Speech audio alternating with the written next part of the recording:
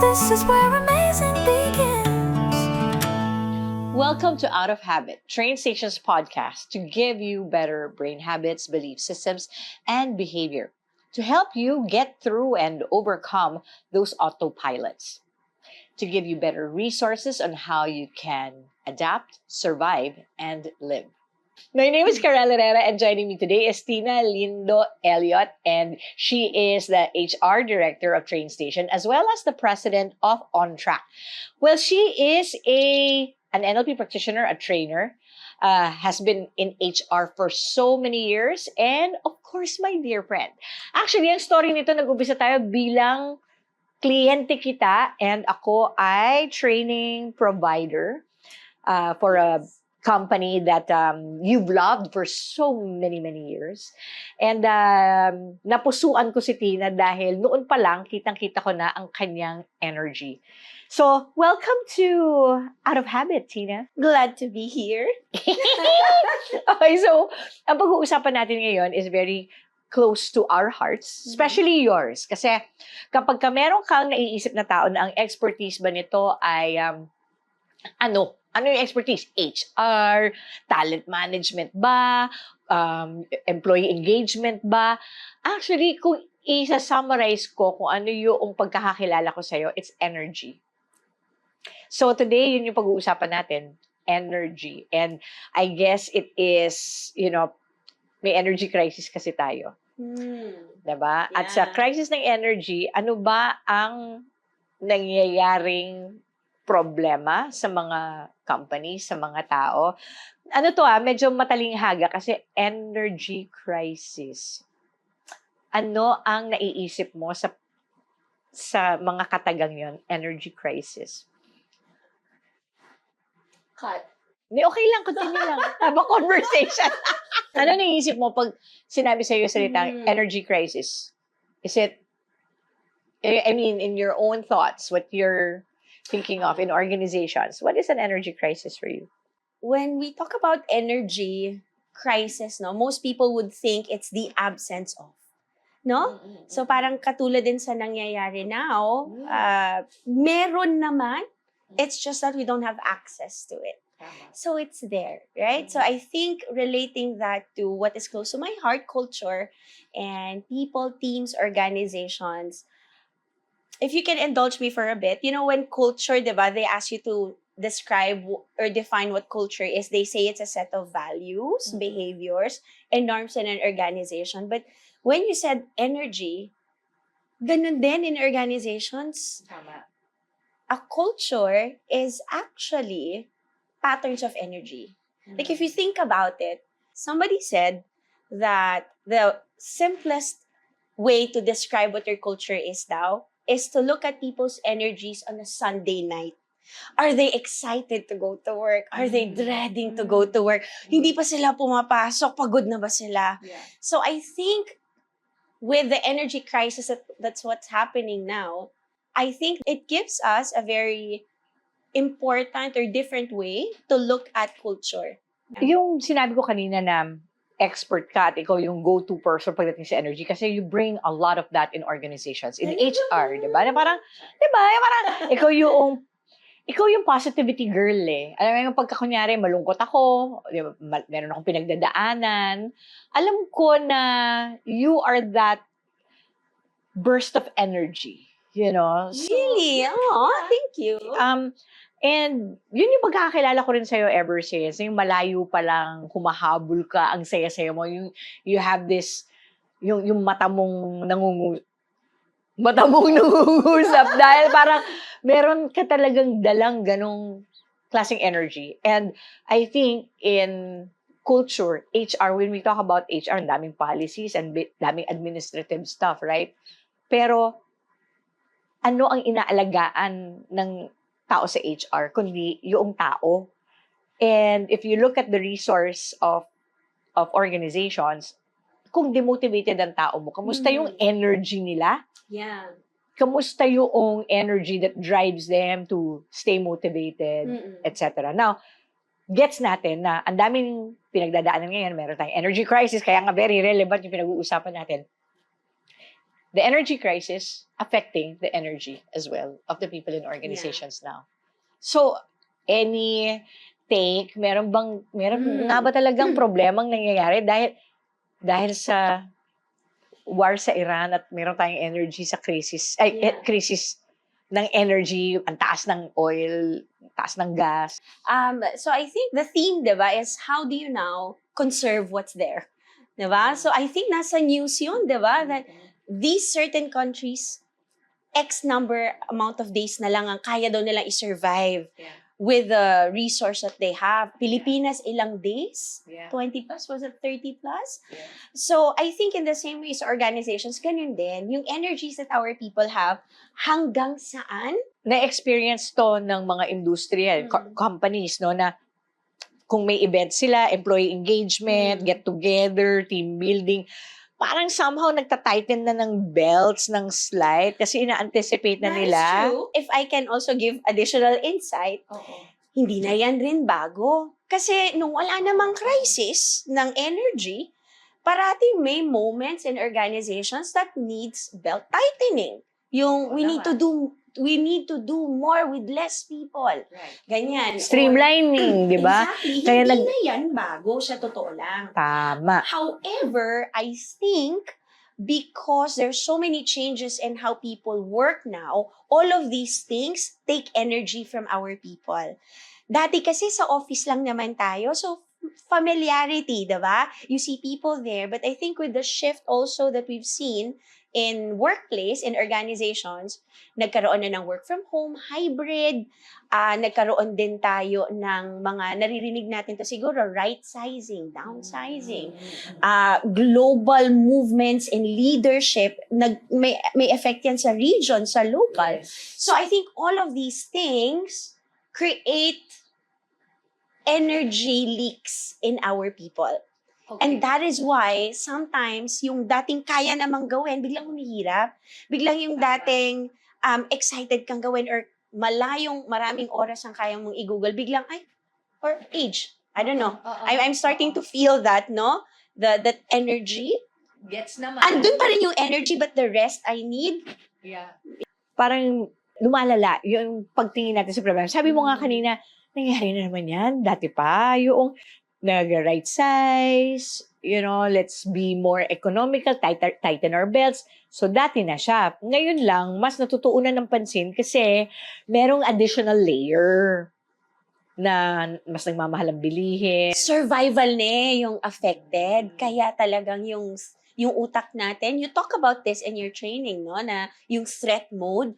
Yes. So, kaya talagang heightened talaga yung senses natin and yung capacity din natin to take on more, yung how much more resilient we can be. Parang feeling natin baseline, hirap na mga tao eh. From an HR standpoint, gaano ka-similar itong pinagdadaanan natin na crisis ngayon sa nangyari ng pandemic?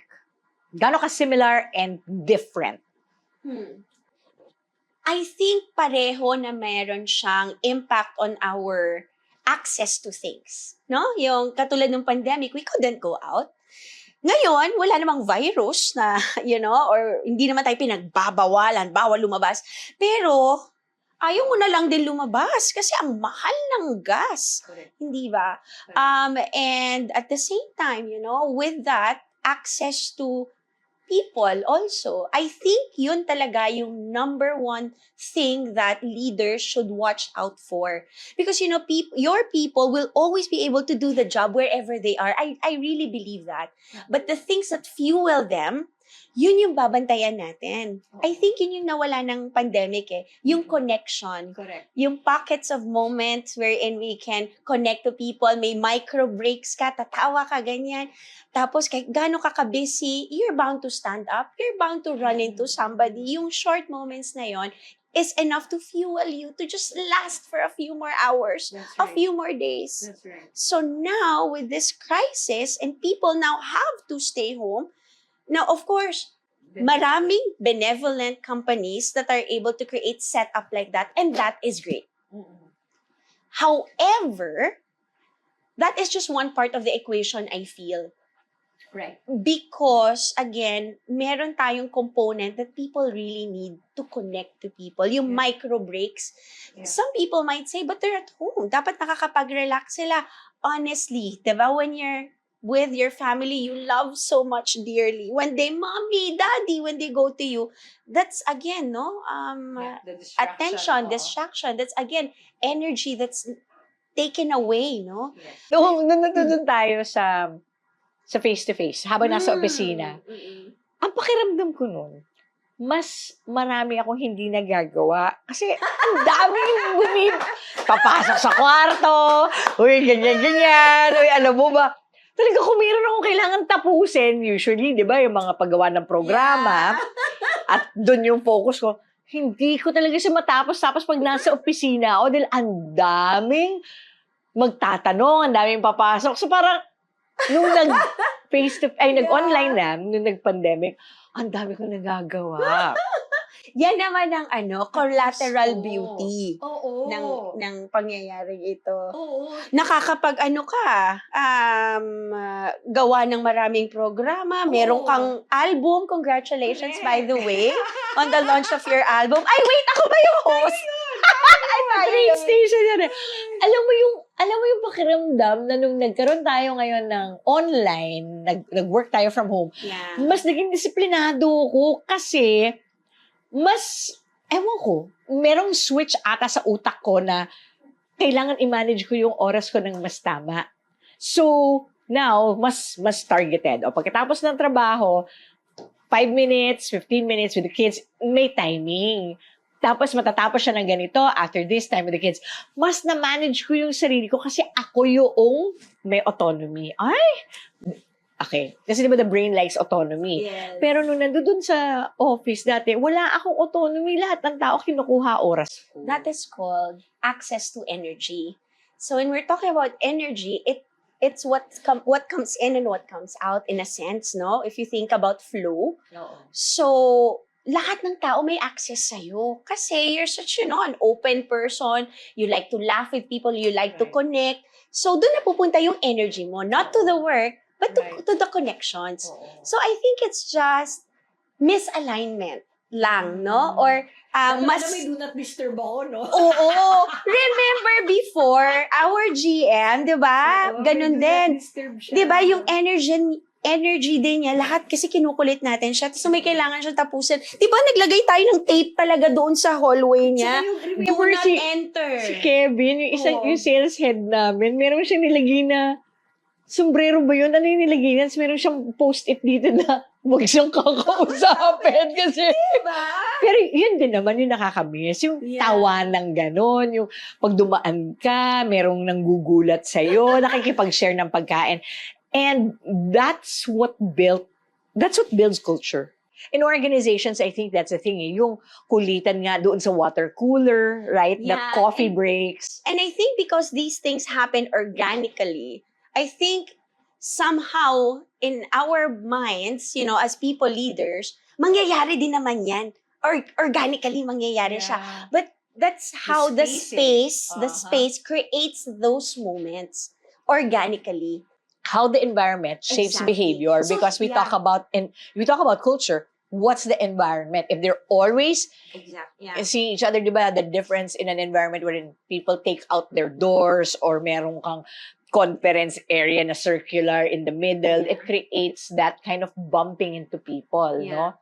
Like going back to what you said, no, na what we were talking about, na how great it is that there are some companies who are allowing their people to work from home and giving them additional resources so that they can work from home.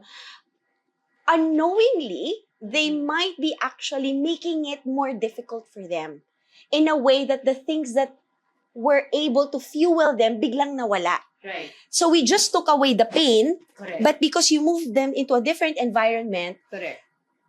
how now do we address that? Parang equation lang siya. And I think that's Tama. where training comes in. I think that's Yes. where space for people to come together and connect.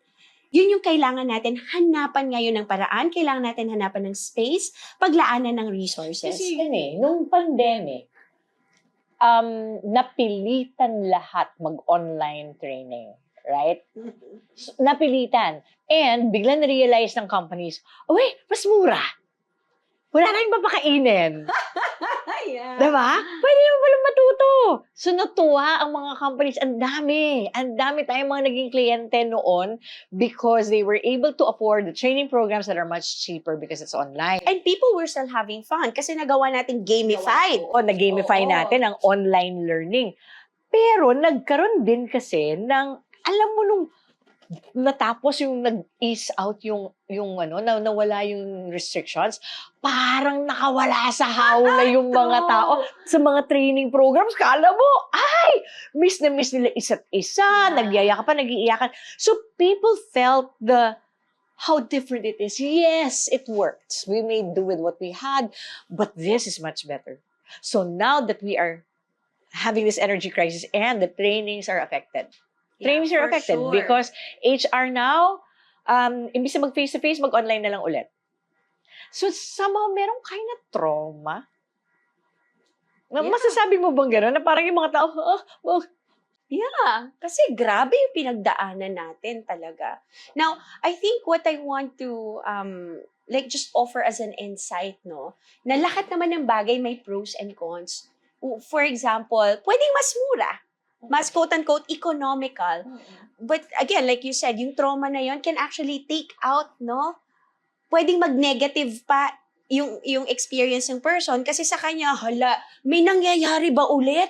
Kasi, I think as a parent, you would know this, that, when your child falls down, and then if you react and like they see something's wrong, maybe there's something wrong, I cry, kahit hindi naman masakit. But they say, I don't know if that's your experience, no? But if they see that parang normal lang, nothing's wrong, ay okay lang siguro ako.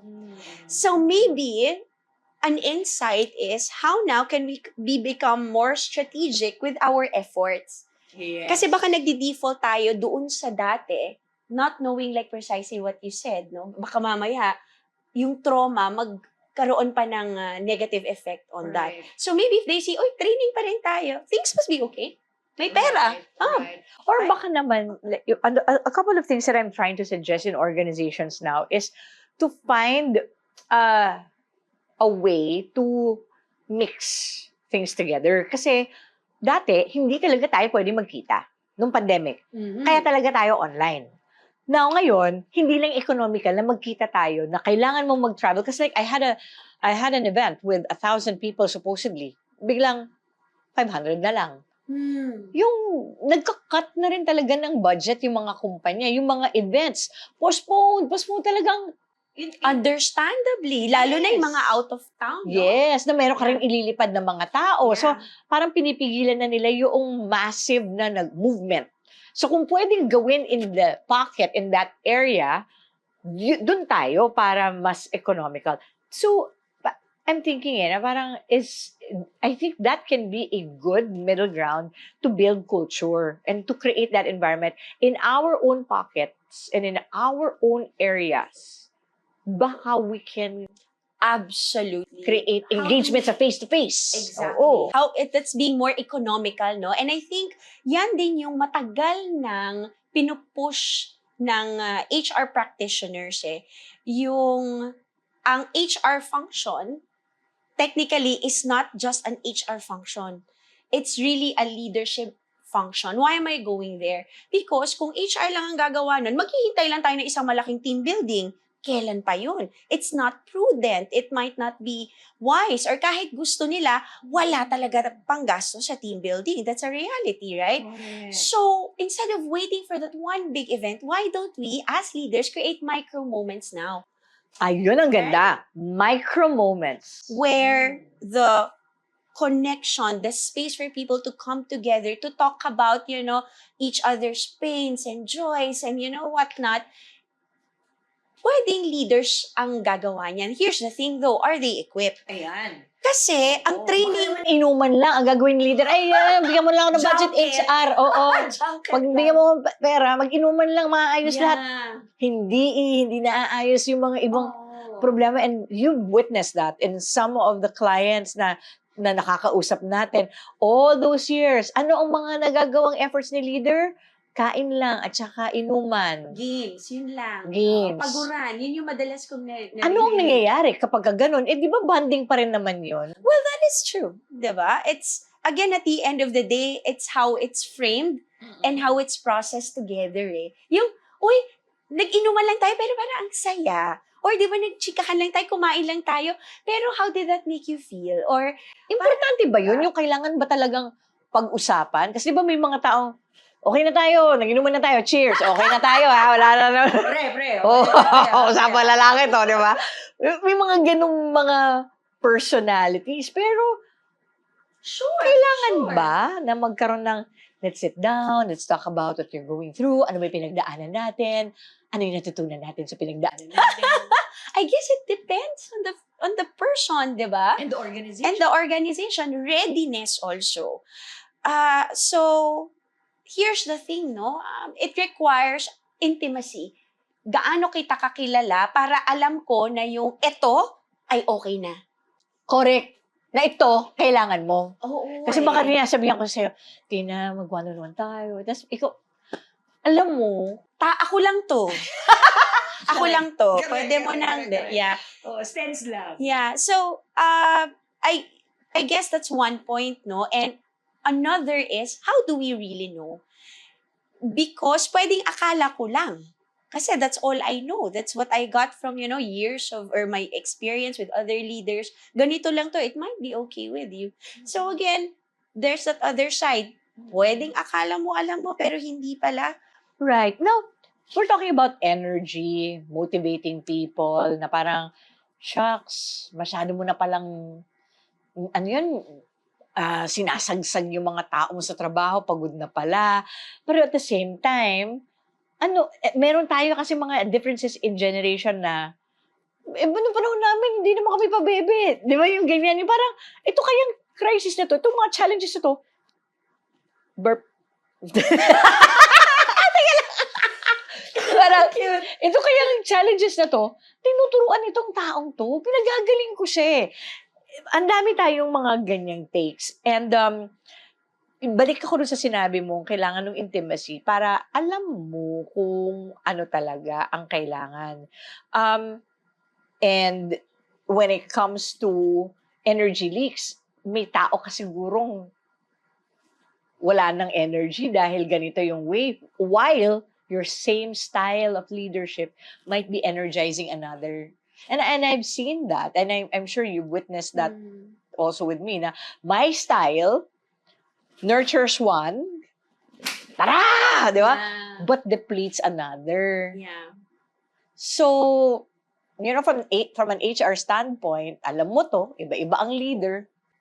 Ngayon na magkakahiwalay ang mga tao, at kinakailangan mas magkahiwalay sila, ano na? Yeah. And, of course, tayo nasa learning industry, training tayo, no? So, we value talaga yung equipped ba ako? Do I know what I need as a leader to direct my team and to be there for my team, etc.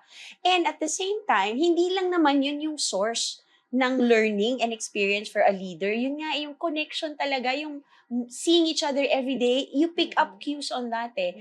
So kung nawala yun at wala ka pang resource ngayon, So, walang training kasi hindi face-to-face, puro Zoom. walang tools, tas wala kang chance to be exposed to your people every day.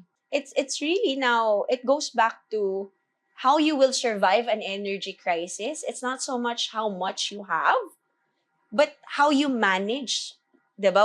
Whatever's left eh. So kung ito lang talaga, dito lang tayo magkikita, ito lang talaga yung half day lang talaga, imbis na 1,500 people, how do we now make the most of that? So maybe that 500 we can train so that they can train their own people. It doesn't have to be a trainer, right? Training the trainer. Pwede tayo may ganun. Or maybe, hindi kailangan ng napakadaming hours in the classroom, pero baka pwedeng merong pre-work or may workshop on the side. So, napakadaming avenues for that. We just want to make sure we get to cover, we don't miss. What we want to do is to be able to equip all of these leaders na pag pumunta na sila roon sa mga areas nila, ay sila na yung mag-i-equip dun sa satellites na yon, di ba? Pero equipped sila. Hindi yung, usapang inuman, di ba? Although that can work for others. It's just that at least alam ko kung papaano ko to gagalawan. Itong sitwasyon na to. Now, meron akong, as your friend, and as someone you've worked with all these years, there was this thing na natawa ako about us yung meron kang pinagdadaanan, meron kang challenges, and then lumabas sa isang test na mababa yung warmth ko. Hindi tayo mag-get over. Hanggang ngayon ilan taon na nakalipas. Dala ko pa rin. No, kasi merong assessment kami tinake. And that assessment, per leader, makikita mo kung ano yung strength niya, ano yung meron siya. Tapos, isa sa pinakamababa ko, warmth. Warmth. And I thought, hey, I'm really friendly. I'm a person who is likable. Parang ganon. Pero hindi mababa warmth ko. So, ibig sabihin, nung lack of warmth, is that I'm not the type who will go like, hey, how are you? Kasi sobrang action-oriented mo Sige, solve na natin, fix na natin to agad. And maybe that's where, baka that's how it's interpreted, lack of warmth. Kasi I think warmth is, like, being able to sit with you in this and like being in the, I think kasi forward. That's how you express your love, your concern. So, yun yung magiging problem ngayon ng mga leaders. Kasi yung mga ibang leaders, ang dami akong kailangan gawin, ang daming bottom line. Uupo ako. Tapos gagawin ko yan sa mga tao ko. Ano, kamusta? Ganyan. Ang hirap.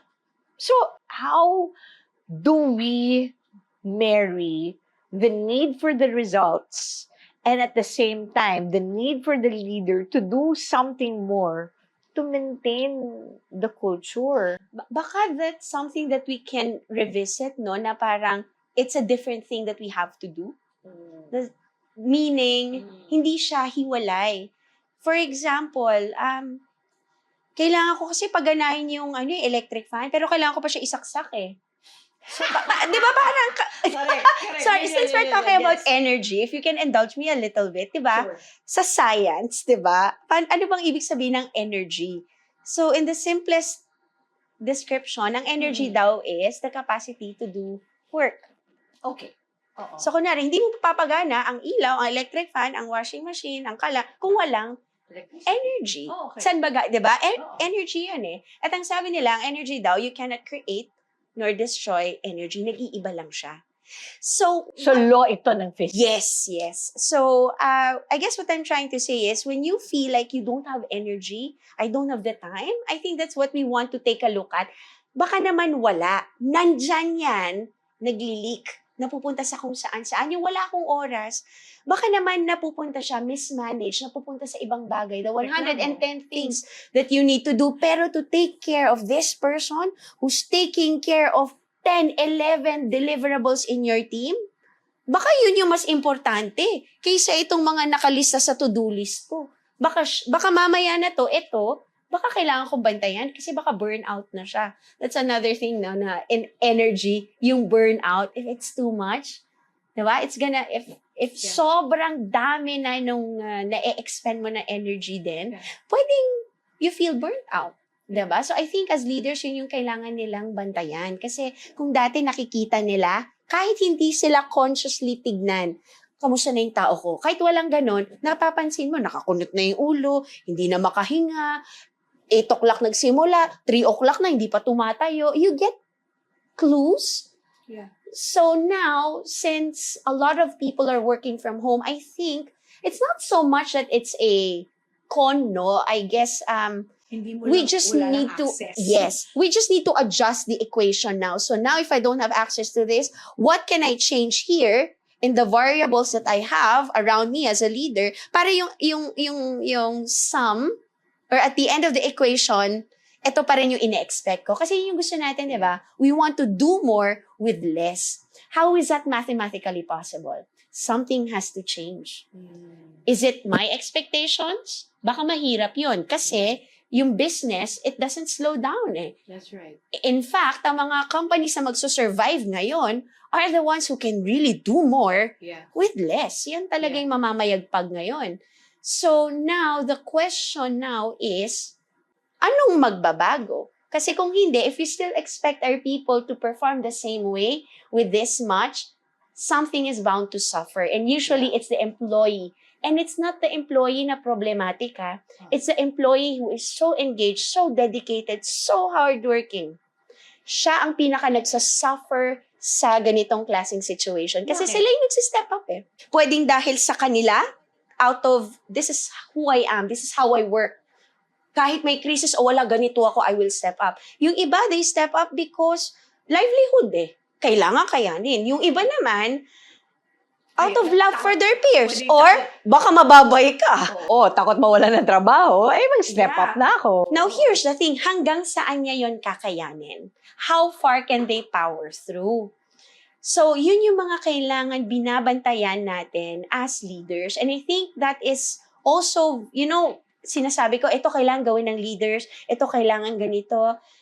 Who now is taking care nga, of our leaders? Kasi bago din to sa kanila. Yun yung tanong ko eh. So ngayon, si leader, kailangan i-watch out niya sino sa mga tao niya yung nabu-burn out, nauubusan, and to be able to find a way to help energize these people to do the work, right? Now, paano ngayon si leader din? Kasi nandudoon tayo ron sa, siya din. Sino nagwa-watch out sa kanya? Sino mag-aalaga sa kanya? O sige, meron yung mas mataas na leader. Ito, paakyat tayo ng paakyat. O pag pumunta ka na rin sa pinakataas ng organization, sino rin? And I guess, you know this, as I tell you stories, I talk to you about this, na as a CEO, and I'm sure there are a lot of CEOs, bosses, entrepreneurs out there, may-ari ng mga businesses, iniisip nila lahat ng tao nila, lahat ng empleyado nila, pero sino nag-iisip sa kanila? May hugot na iiyak! Di ba? Kasi parang, napapagod din sila, nauubos din sila. So, sino? Kailangan nilang humanap ng sarili nilang power source. And I always say that, na parang, leaders, you have to have your power source, right? Ano man yung reason na yon. But what if nga, where can leaders go? What can leaders do for their energy? And is there a way to measure it? Like, I think, may pinag-uusapan tayong ganito. Yeah. Maybe you could share that, no? And in an organizational perspective and personal perspective. Yeah. So, yung tinatawag nating energy, di ba? Saan ba siya nanggagaling? If you take a look at the outputs, ito, ang ganda na bringing up mo yan. Kasi, when you look at organizations, ang dami-daming ways to measure output. KPI, di ba? Yung, what else? Many things. Sales. Sales. Customer service satisfaction. Exactly. Yes, So, napakadami. But, what is responsible for all of those things? Energy, Karel. Totoo naman. Kasi di ba, energy is the capacity to do work. So, kung walang energy, wala yun. Pero sino nagbabantay ng energy ng mga tao? Wala. Correct. Or maybe there are, but maybe it's many different Ang things. tinitignan kasi ng leader, tumawag ba siya ng ilang tao? Binigay niya ba yung script at yung spiel na binigay sa kanya? Yun yung minimeasure natin. Pero tama, sino nagme-measure ng energy? Exactly of the person in charge of doing all of those things. Can I tell you like very something very quickly, no? Doon sa pinanggalinan kong company before joining Train Station, ang past life ko nga ay sa isang Japanese automotive company. And isa sa mga nakita ko doon, meron sila yung quick huddles in the morning. Check yun eh. Okay ka ba? Ano yung problema from the past shift? Ano yung expect natin ngayon? Okay ba tayo? Etc. You're checking for readiness. So sa akin, nag-stick talaga yung napakagandang konsepto nun. Kasi kahit gano'ng kagaling ang isang tao, kung hindi siya aware dun sa kailangan niyang harapin, pwede ka magkaroon ng issues, problems, di ba? That kahit kaya mong solusyonan, o energy na naman yun that you have to expend trying to address something that you could have prevented, so on and so forth. Or ready ka, pero equipment hindi ready. So, why am I saying that? Because, napapaisip ako, anong counterpart nun kaya sa isang corporate entity, no? Is there a way for us to check? Sure, minsan may mga huddles, pero it relies so much on intuition and experience of leaders, and that is so hard to teach, no? So, paano pag bagitong leader ka? Or paano pag veteran ka na at sobrang dami lang din talagang tao, no? So, what we've found out in studying energy, nakakatuwa, tinuturo to di ba? Energy. Saan mo nakikita yung energy? Human energy, 4 daw yan. Physical. So, ito yung fuel mo. Do I have the fuel to do the work? Kasi kahit gaano ka gusto mong gawin yung isang bagay, kung pagod na pagod ka talaga, physically talaga, wala. That's why yung maliksi ba siya lumakad? Yeah, totoo Kaya yan. 'di ba doon sa mga factories, meron akong natutunan tungkol sa dati mong kumpanya na kailangan mabilis ang lakad, hindi pwede Patay-patay. petiks lumakad, 'di ba? Yeah. Kailangan alerto, meron mga kailangan gawin na saan ka Yeah. titingin, sa kaliwa, sa kanan. Kasi doon mo nakikita yung measure of energy ng physical energy. Kaya mo ba? Oo, physically. Number 1 yun. So, take care of your health. Diba? I mean, we know this is nothing new. But for some reason, when we're faced with work and our responsibilities, whether at work or in life, parang nakakalimutan natin yun. Oo. Right? We forget that that is fuel for us to do the work. So, if you want to do better, get that sleep. That's right. So, if you want to do the work, get that sleep. Eat. Get nutrition.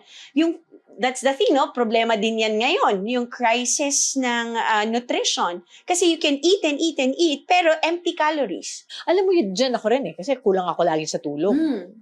So, kung may deficit, pero again, balik to sa pagkakakilala mo ng pangangatawan mo eh. Yeah. So, alam ko na pagkakulang ako sa tulog, alam ko kung ilang hours ako dapat nakakatulog. Kung hindi talaga kaya, at least 6 hours. Kung hindi kaya, at least 4.5. Meron akong math na sinusundan doon sa tulog. Pero kung hindi, then ano yung supplements or ano yung bawi na kailangan ko. So, Exactly. May bawi eh. there is a way to gauge the physical energy. Kitang-kita mo yon. So, ano pa yung next after physical? So, there's also a different kind of energy. Apart from physical, it's called emotional energy. 'Di ba? Pwede naman kaya mo, pero talagang sobrang frustrated ka. We're talking now about how do we see energy, in human performance. So, you see energy in human performance in the physical aspect, Yes. okay? And So there's a physical, and then there's now the emotional. This is now the quality of your energy. Are you in a good state? Diba? So, pwedeng healthy ka, pero kaya ka hindi nakikita na physical na meron kang, alerto, at kasi emotionally, Yeah. malungkot ka. Hindi mo kaya mo, hindi mo lang feel. Feeling mo hindi mo kaya. Papasok ka sa trabaho mo, feeling mo talo ka kaagad. di ba? So, di ba? Hindi pa nagsisimula yung araw, napanghinaan ka na ng loob, good, it will manifest also in your physicality. So, in terms of energy, di ba? Makikita mo yon as parang lack of energy. I guess some people would say, pero meron. Alam mo kung saan siya napunta, Karel? Sa pag-worry. Sa pagkakatastrophize, dun siya napunta. So, hindi nawawala. Hindi siya nawawala. Again, 'di ba? The ibang first bagay law of thermodynamics, 'di ba? It's a law in nature that you cannot create or destroy energy. It just transforms into something else. So saan mo gustong dalhin yung energy mo? It has the same energy. Tama. 'Di ba? It takes up the same energy rather. So kung nagsispiral ka na kasi nagkakatastrophize ka, pwede ko rin naman palang gamitin same energy to imagine wildly how great things can be. Alam mo, very very Frozen. Very Elsa. 'Di ba? Yung energy of fear creating all of these things around her is the same energy that drives the love. So, pwede palang maging love yun. Intense love that creates beautiful things. So, the other thing, what is the other thing? It's physical, there's emotional. emotional, The third and is then the third one naman is meaning and purpose. right. No? Right. So some people would like to call it spirituality.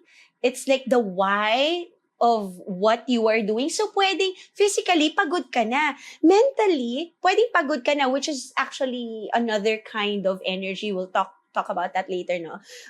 But kinakaya mo kasi ang lakas-lakas ng sense of purpose mo. That's why you see people na talagang gumigising araw-araw, lumalaban ng patas. Kasi yan yung purpose na para sa pamilya, para sa bayan, 'di ba? So, can relate, 'di ba? Kinakaya. Kinakaya kasi ang lakas nung bakit, nung why. Natatandaan ko noon nung nag-pandemic tayo, tapos we were talking to public school teachers. Tapos our friend, si Jayton Zulueta, said na, if you cut my legs, I will crawl. Kasi klaro sa kanya kung saan niya kailangan pumunta, ano yung kailangan niyang gawin. So kung kailangan pumunta doon para sa edukasyon ng mga kabataan, ng pandemya paano mo gagawin? Putulin mo man ang legs niya, gagapangin niya. Grabe. Yun ang taong ang lakas ng why. Oo, pero ngayon, kung ang tao, full capacity, kaya niyang tumakbo, may leg siya, pero hindi niya alam kung saan ang pupuntahan niya, hindi yan gagalaw. Exactly. And the other one is cognitive. No? Your mental energy. Kaya di ba minsan, nakaupo ka lang naman sa desk mo, pero kung buong araw ka nakaupo sa tapat ng computer mo, nagtatrabaho ka at hindi ka humihinga, hindi ka tumatayo, di ba nakakapagod? Yeah. So, all of these things, these are like the four, we can call it like the four dimensions of human energy. That's how we would see it, no, in terms of organizations. Kasi kanino ba nanggagaling yung output ng organization? Sa tao. So ito, nakagawa ka ng way to assess it and put it in a structure to measure a person's personal energy. Not just personal, but also personal as an employee, as a leader, the team, and the organization. Wow! So ngayon, pwede ngayon nila makita. Kamusta? Yung leader, ang baba ng flow niya, ng energy niya, pero yung mga tao niya ay mataas. Pwede, nangyayari ba yun? Yes, of course. And that's one of the things also that we look at in what we call the flow energy index. So, yung flow energy index, ano yung flow? So, flow stands for F, fitness. Ito yung physical. Oo. L now is level-headedness. This now talks about cognition. And when we're talking about cognition, hindi lang yung matalino ka ba o mataas bang IQ mo? Hindi. How well are you able to focus? To have, may clarity. Yan yung level-headedness na tinatawag natin. Hindi ka masyadong emotional kasi kaya mong pag-isipan. Yes, and that's somehow related also to O, which is your outlook. Okay. Diba? Di ba minsan, ang dali-dali ng isang bagay, pero yung outlook mo dyan, pahirap, pabigat, pasakit, kahit gano'ng kadali yan, talaga pagod na pagod ka. Pwede rin na maganda yung outlook mo, yes, kaya natin to, pero wala kang focus, so hindi mo alam saan ka mag-uumpisa. Wala din. Exactly. So, and of course, W is why. Since we now know that there are 4 dimensions on human energy, yun ngayon yung ina-attempt namin na i-measure. So, now that report, that assessment will now give leaders an insight where the energy is going. Kasi nga 'di ba ang energy hindi na-destroy? So pwedeng nagli-leak 'yan. So kung mababa sa F, ano ibig sabihin nun? Pwedeng kung mababa ang iyong fitness, mabilis ka mafa-fatigue. Kaya pa ng utak mo pero yung katawan mo wala na eh. At usually, ano ang reason nun? Yun nga, kulang sa tulog. Nababurnout kasi naka-diet yung buong team. Naka-intermittent. Di ba ano bang source of energy din natin? Isa ay food, hindi ba? So, yun yung mga kailangan natin bantayan. So, kung let's say, wala namang kasing hard and fast rule eh. Like ikaw, di ba? May way ka of assessing paano ka babawi. At saka kasi ako, for my fitness and my clarity, I like that I fast. The minute I eat, I'm dumb. Yeah. I swear, pagkat kumain ako, parang, nung utak, lahat ng energy ko napupunta na sa Kasi, stomach ko. diba? So Oo. parang, I work hungry. I like working hungry. Right? Some people, you move. Right? Kaya 'di ba parang tayo-tayo muna. There's 'di ba? There's truth in Or that. supplements. And ito nga, Yeah. paano na? Dahil parang importante ata to sa mga leaders. Meron bang specifically for women, lalo na yung mga menopausal? Kasi affected yan. Physical. Chemical yan eh. Everything. Hormones. I'm tired. Oh my God. Kasi nakakross yung legs ko. Pag in-stretch ka, yung tuhod ko, ang sakit. Paano ulit? Aray! Wala akong ganyan dati. As in, ngayon, kaso nag-pickleball tayo. Pagkatapos ko mag-stretching at mag-yoga, wala na akong makilos. So, pwedeng i-enjoy mo pa rin yun. I-adjust mo lang rest, recovery. Part of physical fitness din yan. Absolutely. Yeah. So, because the menopausal woman and the menopausal leader probably has that brain fog. Again, it's chemical that causes the lack of clarity, focus, brain fog, and the emotions. Sa lalaki, meron din daw eh. Andropause, diba? Ang tawag. Menopause. Parang baka mabash ng mga doktor. Nakakainis. Okay. Manopause. Manopause. Yun nga, na parang kung meron tayong ganong klaseng awareness. Kasi I'm hyper-aware. I'm hyper-aware that my emotions are not the same now as it was, 5 years ago. And so you're doing other things to compensate for that, right? Yeah. So you work out, and then there's more recovery, or you sleep longer the day before, the night before. You take supplements. I know you take supplements. Or you talk to your doctor and ask for what is needed when your emotions are haywire. So it's really, pero important ata yun awareness muna, no? Yeah. Awareness talaga. So an assessment can help. Conversations. Absolutely. And I think the fact that you know that there's like a framework for this one helps simplify all of the many complicated things, the nuances, Para alam mo anong intervention. Exactly. Kung ang problema ay physical, alam mo intervention. Yes, exactly. Paano kung ang problem ay clarity? Exactly. Oo. So, yan yung mga nakikita mo, ang dami-daming meetings, pero wala namang clarity. So, yung tao, imbis na yung energy niya na pupunta sa trabaho, ano nangyayari? Fini-figure out niya, ano ba yung kailangan gawin? Ano ba yung pwede? Ano ba yung hindi? Papayag kaya siya? Yeah. So, the organization has to be clear na, ito, nakatatak na dito yung values natin. Yes. Diba? Ilagay natin dito. Ganyan. These are our non-negotiable. So, even if we don't have all of those meetings, people know how to operate because it's clear. So the energy goes to the actual work, not second guessing. And then the next would be the outlook. If you know that ito yung problema, paano natin tutulungan yung mga tao natin to have a better outlook? Absolutely. Maybe an emotional intelligence program or a grit and resilience program. Empowerment program. Brain-powered programs to address the brain so that it addresses the emotions as well, which is something we do. And sometimes it doesn't. Galing suabe.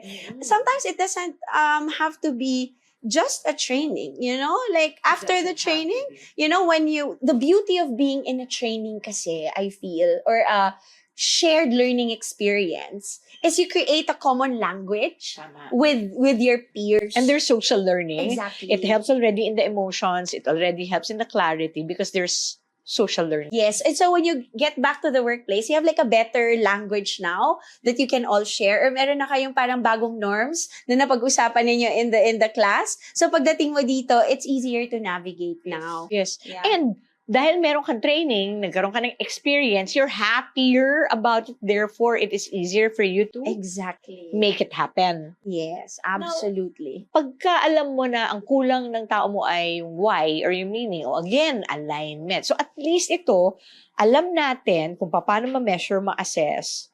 Maliban dun, kung hindi lang training, ano pa ang pwedeng interventions ng isang leader? Meron bang parang mga sessions silang pwedeng gawin, micro sessions. Absolutely. Ang dami actually. And it will take forever to, go through each one. Bawat HR and OD practitioner, meron yan isang malaking baul. And that's why siguro I'm a little bit cautious answering your question. Because it will be always different for every organization. Hindi siya cookie cutter. Like you said, in leadership, di ba? What works for this one will disempower another. So that's why a lot of organizations also expend a lot of energy and resources kasi tingin nila, oy, ginawa ng ganitong company, gawin din natin. Sayang. So that's why it's always important to really I really am a believer of data. Whether it's numbers, insights from your people, conversations with your people, there has to be data that will guide you in telling you that, okay, if we do this, I can logically expect that I will have the same outcome. Otherwise, nagsasayang lang ako ng pera, umaasa, anchored on nothing.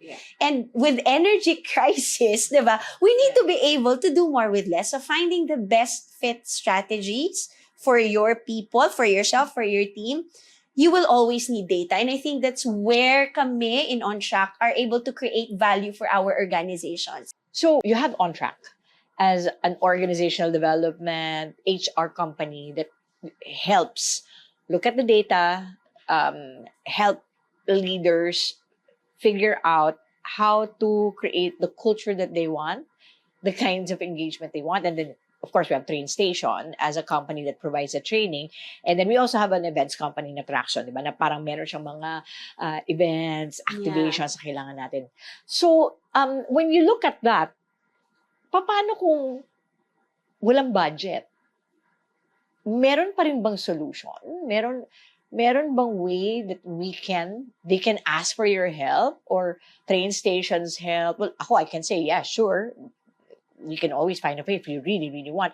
But what about for org dev?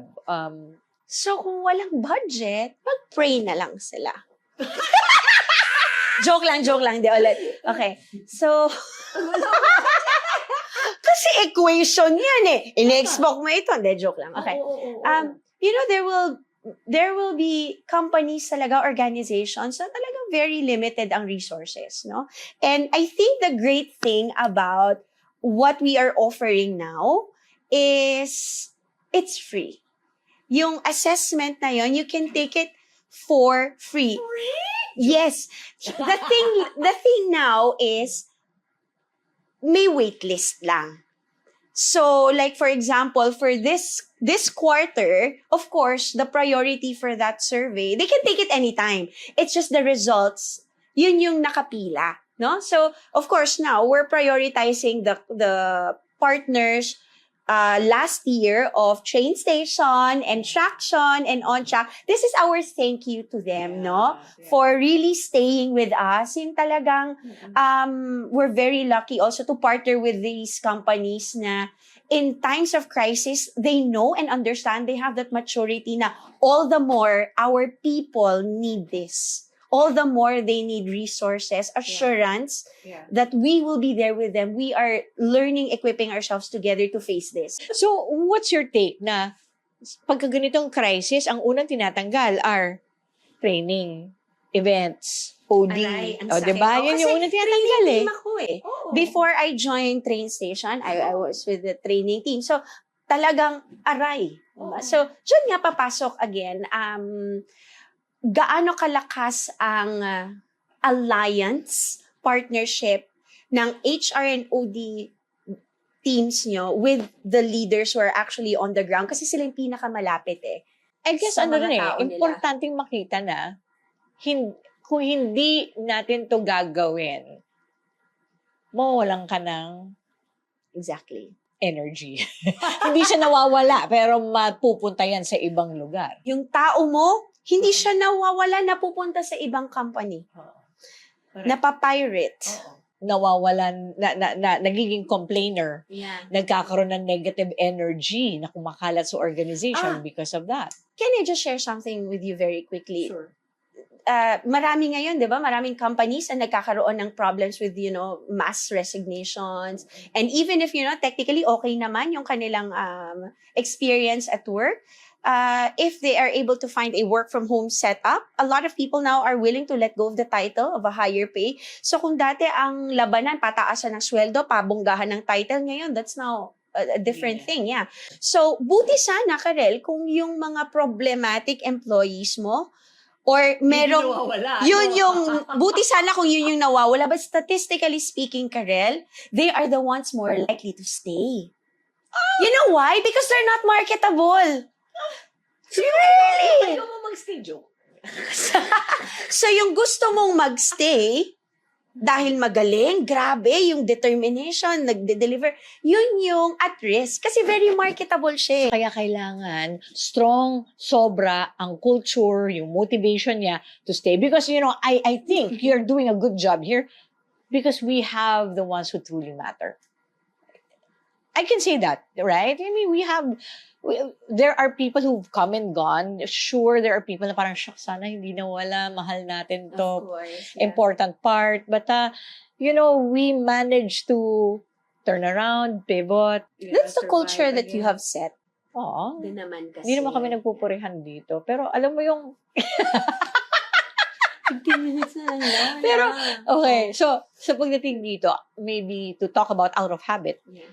what we can look at is, ano sa tingin mo ang dapat na maging bagong habits? Maybe 1, 2, 3 things na bagong habits ng isang leader that they can do so that they can take care of the energy. I think one definitely that I've seen in the most brilliant leaders, number one thing that they do, they don't start with the task. They start with their people. Kamusta ka? What's on your plate? What's driving your energy today? Maybe not in those words. Kanya-kanya kayo ng lengguwahe at, style sa isa't isa. But they always start with their people, which is, I think, is brilliant. Kasi, Ginagawa ko ba yun? oo naman. Kaya nga wala kang natatrabaho pag nasa opisina ka. 'Di ba? Kaya. Far ka of the spectrum. 'Di ba? So now na you don't have to think about us and, engage us, make sure we're okay all the time at the office. Kaya biglang dami mo natatrabaho. But anyway, going back, so that's one thing that I have observed, with, leaders of different organizations, multinational yan, local, Fortune 500 company, mom and pop shop. That's, I think, one thing I have observed. Number 2, it's not always about them. Like, they're always, the success of something is, and this is not just, it's not me, it's my team. Hindi. There's always something apart from them that drives excellence. So, one thing is systems. Kasi I think all leaders are at one point or another brilliant. Diba? Brilliant in one way. Although I'm sure meron yung iba you would argue, but brilliance nonetheless. Kaya naging leader, diba? Kaya siya nandyan, whatever kind of brilliance that is. But it's working not because it's them, but they've put systems in place that makes things work. The third one, a good habit that I've seen leaders do, they pray. Lord, bahala ka na. Lord, wala ka na. And I think yung part na yon is really showing your people, that whatever crisis you're facing, malalagpasan natin to. That unshakable faith. And maybe if we're not gonna talk about prayer as a religious thing, it's faith, it's hope. Yeah. I think they are always able to find ways, creative ways in diskarte, malalagpasan natin to, because at first they believe that it is possible. So I think yun yung una na parang a habit, and going back, because we're talking about habits, things that they can practice daily. So I think as simple as looking at the challenge, looking at the problem, and saying, this is possible, how do we get there? Versus, mahirap I guess it's the first default. Mahirap yung ganon. The So, default language has to change. Absolutely. Hindi yung pagod na ako, Yeah. walang nagpupuno sa akin. O ano gagawin mo? Anong posible? Yeah. Maybe another one, a fourth one last is the most brilliant leaders that I've known that have stood the test of time are those that know how and when to recharge. Kasi I think the when part is crucial. Kasi marami sa atin, talagang bigay todo, all out. So alam mo yung guilty ka dyan, guilty ako din. Pag tingin mo sa telepono, 1%, 1%. Diba? Magsa-charge tayo. 1%. Diba? Oo. Magsa-charge tayo, pero patay, depleted na. It actually takes longer, diba, for your phone to charge. And it damages the phone, right? That's right. So I think as leaders, we have been trained na patingin ng phone mo. Ako, 32%. So, I guess it starts with them. I think we go back to energy. If you want your organization to power through this crisis, to not just survive this crisis, but to thrive, it starts with the leader din talaga. So, kailangan yung leader siya muna okay, puno siya, physically, mentally, emotionally, and yung sense of purpose, klarong-klaro. If those four things are good, yung health levels mo are good, then, I have no doubt that they will power through and break through this, crisis. Yeah, So, thank you. yeah. Thank you so much for this. Kasi, to wrap things up, we talk about habits and the default of the leaders kasi that's why they're depleted, that's why their people are depleted, is because trabaho, mas naiimportante, nauuna yung trabaho, hindi nila iniisip ano nga ba ang mag-energize sa kanila at sa tao nila for the job. I mean, I've seen people who told me na customer service yung trabaho nila, pero pag kami lumalapit na customer, naiirita sila kasi getting in the way dun sa inventaryo na ginagawa. Diba? Parang mas importante yung inventaryo. So, kamusta yung energy? Kamusta yung purpose doon sa tao na yun? Bakit hindi niya binibigyan ng tamang pansin? Yung kanyang, kung ano yung mas importante. I guess sa panahon na tinatanggalan natin ng budget ang training, ang events, L&D, etc. Ano yung tinatanggal mong energy? Ano yung tinatanggalan mo ng plug? At dahil tinanggalan mo siya ng plug, saan to magta-transfer at saan to lilipat? So, what I'm learning from you today is also the power of timing. Importante yung timing na na-realize ko. Kasi pwedeng season of your life, menopause, or a crisis in your life, you're going through something. So you have to know when to recharge. And tandaan natin na meron tayong inaalaga ang energy para sa trabaho at meron din tayong inaalaga ang energy natin. Kung walang tumitingin sa atin para alagaan yon, then it's on you. You really have to take care of you. I do hope though that a lot of the leaders here find their own source, whether it is their faith, whether it's friends. One of the reasons why siguro ang ganda ng culture nung train station is not because I always ask, how are you? I'm not that type. But I have an entire Kamusta benta? Ganun ako, di ba? Although meron din ako kasi, ang maganda doon is I have you guys. I have you and the HR team who takes care of that. I have RR. I have my husband who takes care of the friends. Na at least may friends ako. Or kayo, friends ko. Diba? I have, COO, Pinky, the entire Mancom. Kumbaga, tama yung sinabi mo, kailangan ng sistema. A leader needs a system. You cannot be everything to everybody. You cannot be all to everyone, especially at this time. So you also have to look at ano ba yung strength ng mga leaders around you that you can utilize. Because maybe if warmth is too much for me to give, but I'm gonna be here for you to help solve your problems. And we have this, there will be now systems and people that can be put into place to take care of what is necessary and needed. So, thank you, Tina. Thank you also. Gusto mo ba yung ating conversation for today? I know. Ano nga eh, parang sabi ko, dami pwedeng pag-usapan. So, ladies and gentlemen, we do a lot of things out of habit. And if you like this episode, please like and subscribe, share with your friends because sharing is caring. And we hope to see you in our next episode or maybe face-to-face in our next Training and Trade Station. So, thank you and see you soon.